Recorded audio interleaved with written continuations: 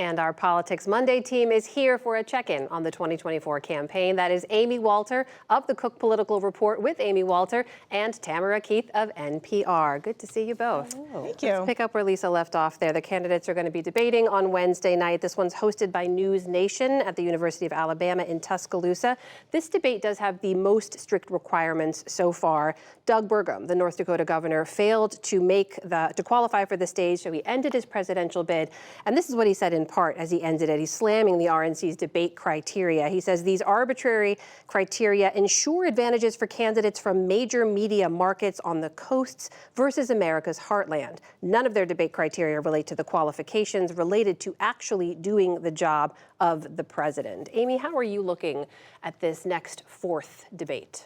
Well, I think the most important thing about these debates has been the fact that Donald Trump hasn't been there. And forget about what the RNC rules are. That has probably been the reason why the field has winnowed as quickly as it has, because there's been no opportunity for these candidates to really directly challenge the frontrunner. That said, it looks like we're going to have, as Lisa pointed out, those three who were in that piece, and maybe Chris Christie as well. This is going to be the big challenge for Nikki Haley. She is, with all the momentum right now, if you are Ron DeSantis desperately holding on to that second place, granted a distant second place from Donald Trump, you need to get back into that position. And we know that Vivek Ramaswamy and Nikki Haley have had something of a dislike versus dislike kind of relationship. They've been going after each other pretty consistently. So she's definitely the woman in the middle at this debate. And she will be tested in a way, I think, that we haven't seen before. Likely facing a lot of fire there. Tam, how are you looking at it? What do you expect to see? Yeah, so as Amy said, this is really the undercard debate. This is a debate that comes after several other debates that are all about who can be the leader in the position of distant second. And, you know, at NPR, we've been working on stories where we compare the policy positions of the candidates. And the candidates who've been in the debates, we have a pretty good idea of where they stand, how they would govern, what they want to do.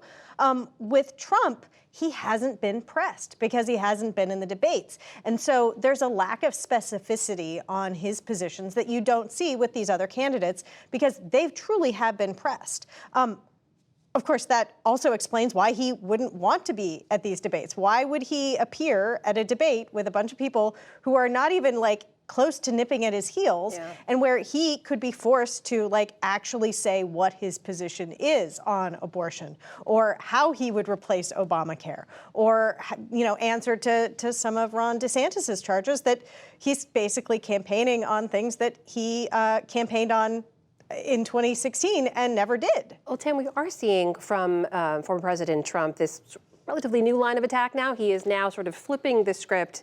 His own attacks, people saying he is a threat to democracy, and he is now saying President Biden is a threat to democracy. What's the Biden administration saying about that? Well, so President Biden, at the core of his campaign, is this charge that Trump is a threat to democracy. And it's not an academic charge.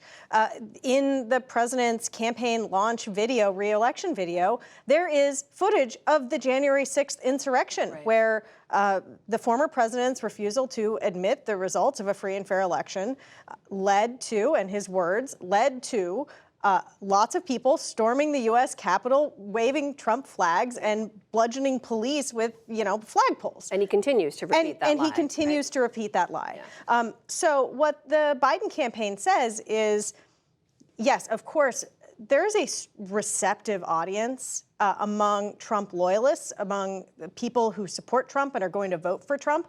I mean, there's a strong strain of January 6th denialism among those voters. So this is a message that works well with those voters. But the Biden campaign feels that Biden's message that Trump is a threat to democracy, that message stands up, that all you have to do is look at video of January 6th and that is there. But, you know, as they see it, this isn't actually new from Trump. Yeah.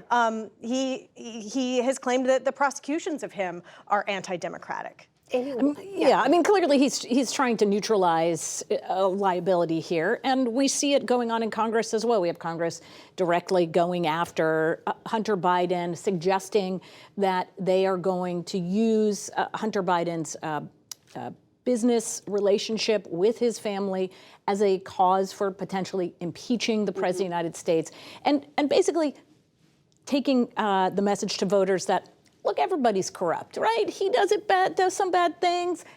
This candidate does some bad things. They're all the same.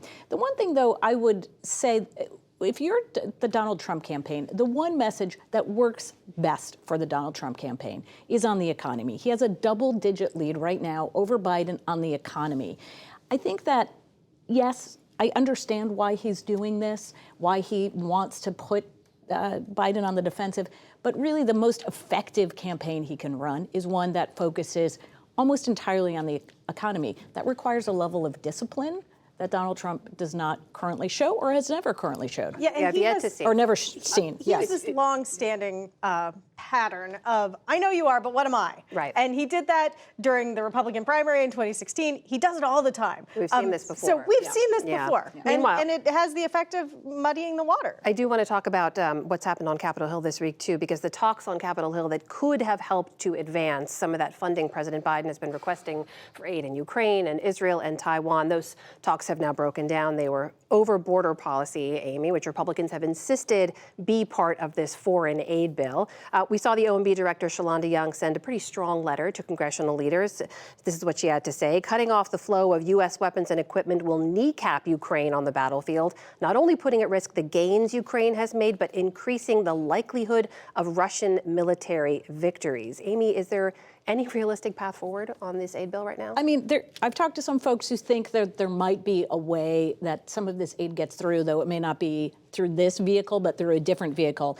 But really where so many Republicans, especially in the House, sit, is not much different from where a lot of Americans sit right now on their views of the importance of sending money overseas, or the role of America in the world. And the Marist poll, sponsored in part by the NewsHour, bears this out. 50% of Americans saying it's crucial for the United States to be a global leader in the world versus 47% who say, we should focus much more on domestic problems than we should about what's going on overseas. And this isn't just Republicans, though Republicans feel this overwhelmingly. Independents are also much more on we should be focused more on home than overseas. So the challenge that the White House has isn't just with members of Congress on this funding, it's also with the public that has become increasingly skeptical that the money that we're spending there is worth it, and that we should be looking more at home. Well, the White House says they won't leave Ukraine in a lurch. Will they be forced to? They don't want to, and their negotiating position, they can't say, oh yeah, we can throw the Ukraine money overboard and just go with the Israel money, because then the Ukraine money will be thrown overboard. And so they are continuing to push for all of these funds that they've asked for to be linked together. These types of things are linked until they're not. And the Biden White House is in a really tough spot. President Biden has gone around the world pledging that the U.S. will be there as long as it needs to be there. Allies, you can count on us. I speak for the United States. America is back. I'm the president, kind of a message.